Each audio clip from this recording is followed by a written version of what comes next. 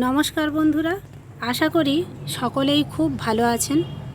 তো আজকের আমি এই ক্রোসেন্ডা গাছ নিয়ে আপনাদের সঙ্গে একটু শেয়ার করব। ক্রোসেন্ডা গাছ কম বেশি প্রায় সকলের বাড়িতেই থাকে, কিন্তু এই গাছটি দেখতে কিন্তু খুব সুন্দর, ফুলটাও হয় খুব সুন্দর, অনেকটা শীষের মতন। এই যে এর থেকে লম্বা লম্বা লম্বা পুরো এই শীষটা ফুল ফুটবে এবং হলুদ সাদা এর বিভিন্ন ধরনের কালার হয়। আমার কাছে শুধু এই হলুদ কালারটিই আছে। এই ফুলটা প্রায় সারা গরম জুড়েই হয়, বর্ষাকালেও হয়, শীতকালে একটু কম ফোটে, কিন্তু গাছটার ফুলটা দেখতে খুব সুন্দর হয়। তো এই গাছটা আমরা একটা বাজার থেকে কিনে নিয়ে আসি, কিন্তু আরও যদি বেশ 4-5টা গাছ আমাদের বাড়িতে এই ধরনের থাকে, তাহলে কিন্তু দেখতেও খুব ভালো লাগবে। ফুল কার না দেখতে ভালো লাগে। তো এই গাছটা থেকে আমরা কিভাবে চারা তৈরি করব।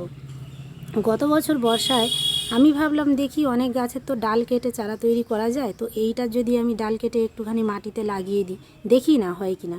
দেখলাম ঠিকঠাকই হয়ে গেছে। আমি আপনাদের দেখাচ্ছি। এই যে গাছটা, এই ছোট্ট চারা গাছটা, এইটা আমি একটা ছোট গাছ ডাল কেটে নিয়ে বসিয়েছিলাম বর্ষাকালে। বসাতে এই গাছটা হয়ে গেছে এবং গাছে দুটো কুঁড়িও এসেছে, আপনারা দেখতে পাচ্ছেন। তো অনেকেই ভাবে বুঝি যে গাছের খুব বেশি মোটা ডাল, যেগুলোর থেকে ডাল থেকে চারা তৈরি করা যায়, যেমন টগর, জবা, এইগুলোর থেকে তৈরি বোগেনভিলিয়া, তো সব থেকে মোটা ডাল কেটে নিয়ে অনেকে বসান এবং বলে কেন হচ্ছে না কেন হচ্ছে না, কিন্তু এই ধারণাটা ভুল। সব থেকে সরু ছোট্ট ডাল, এই যে অনেক মোটা মোটা ডাল আছে, আপনাদের দেখাবো, এই অনেক মোটা মোটা ডাল আছে, কিন্তু এই ডালগুলো আমি নেব না। আমি নেব কোথার থেকে? একদম এই যে সরু, এই যে ছোট্ট ডালটা, এই সরু ছোট্ট ডালটা এইভাবে ভেঙে নিলাম। ভেঙে নেওয়ার পরে এই পাতাগুলো সব ফেলে দিতে হবে।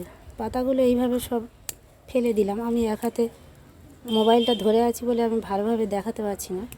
এইভাবে ফেলে দিলাম, দিয়ে এইটুকু এই যে ছোট্ট ডালটা, এই ডালটা নিয়ে শুধু মাটিতে বসিয়ে দেবো এবং বর্ষাকাল হলে শুধু মাটিতে বসিয়ে দিলেই হবে এবং সারাদিনের ঝিরঝিরে বৃষ্টিতে এটা লেগে যাবে।